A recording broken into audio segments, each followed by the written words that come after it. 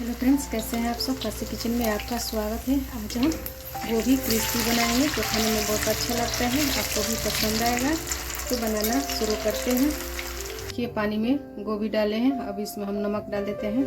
नमक डाल के मिला लेंगे।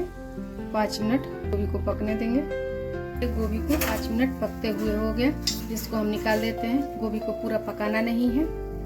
एक बर्तन लिए हैं, उसमें हम मैदा डालेंगे, अरारोट पाउडर डालेंगे, काली मिर्च पाउडर डालेंगे, जीरा पाउडर, कश्मीरी लाल मिर्च पाउडर, धनिया, स्वाद अनुसार नमक, अदरक और मिर्ची का पेस्ट, हल्दी पाउडर, गरम मसाला पाउडर, ऑरिगेनो।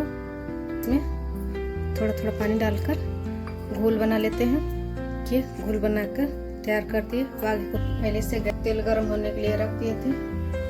अभी इसमें हम जो गोभी पानी में हल्का बॉईल करके रखे थे वो डालकर तल लेते हैं। अभी इसको पलट लेते हैं। पलट कर क्रिस्पी होने तक तल लेते हैं। देखिए दोनों साइड से क्रिस्पी क्रंची हो गया है। तो इसको हम निकाल लेते हैं। गोभी क्रिस्पी बनकर तैयार हो गया। ये रेसिपी आपको कैसा लगा कमेंट करके ज़रूर बताइएगा। मिलते हैं एक नई रेसिपी के साथ। तब तक के लिए नमस्कार।